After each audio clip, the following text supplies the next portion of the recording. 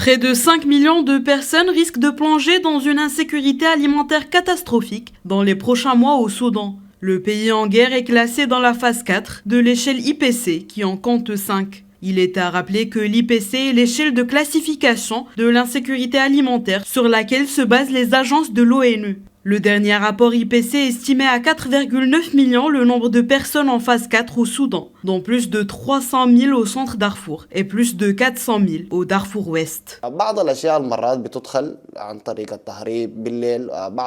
Certains produits pénètrent parfois dans la région par le biais de la contrebande nocturne. Certains citoyens risquent leur vie au milieu de ce danger pour apporter de la nourriture à leur famille et à leurs voisins. C'est très dangereux pour eux. Ils peuvent être tués ou détenus. Tout est possible, mais ils prennent le risque pour pouvoir au moins apporter de la nourriture.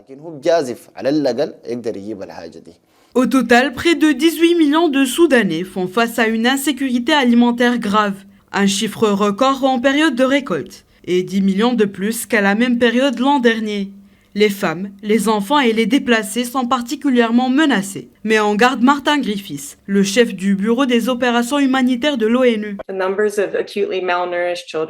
Le nombre d'enfants souffrant de malnutrition aiguë augmente. Et la période de soudure n'a même pas commencé. Près de 3,7 millions d'enfants devraient souffrir de malnutrition aiguë cette année au Soudan, dont 730 000 qui ont besoin d'un traitement vital.